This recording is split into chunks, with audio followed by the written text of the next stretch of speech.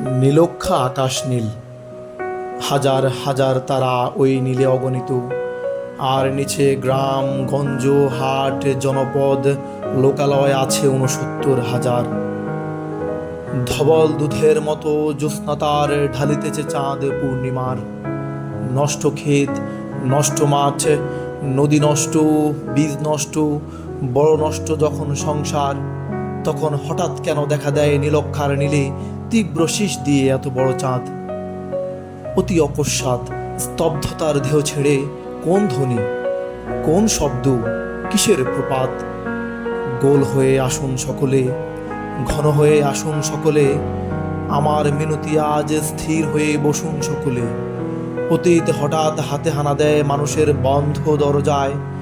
এই তীব্র স্বচ্ছ পূর্ণিমায় নুরল দিনের কথা মনে পড়ে যায়।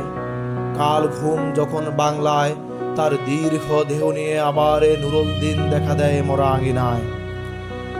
নুরল দিনের বাড়ি রংপুরে যে ছিল, রংপুরে নুরল দিন একদিন ডাক দিয়েছিল ১১৮৯ সনে। আবার বাংলার বুঝি পড়ে যায় মনে, নুরল দিনের কথা মনে পড়ে যায় যখন শকুন নেমে আসে এই সোনার বাংলায়। নুরল দিনের কথা মনে পড়ে যায় যখন আমার দেশ ছেয়ে যায় দালালেরই আলখাল্লায়। নুরল দিনের কথা মনে পড়ে যায় যখন আমার স্বপ্ন লুট হয়ে যায়। নুরল দিনের কথা মনে পড়ে যায় যখন আমার কণ্ঠ বাজেয়াপ্ত করে নিয়ে যায়। নুরল দিনের কথা মনে পড়ে যায় যখন আমারই দেশে এই আমার দেহ থেকে রক্ত ঝরে যায় ইতিহাসে প্রতিটি পৃষ্ঠায়। আসুন আসুন তবে আজ এই প্রশস্ত প্রান্তরে, যখন স্মৃতির দুধ জ্যোৎস্নার সাথে ঝরে পড়ে, তখন কে থাকে ঘুমে, কে থাকে ভেতরে, কে একা নিঃসঙ্গ বসে অশ্রুপাত করে। সমস্ত নদীর অশ্রু অবশেষে ব্রহ্মপুত্রে মেশে।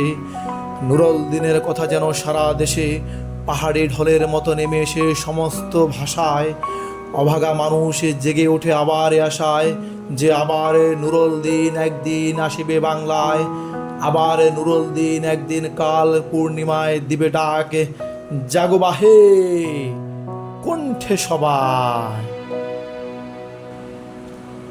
আবৃত্তি করছিলাম সৈয়দ শামসুল হকের লেখা নুরল দিনের কথা মনে পড়ে যায়।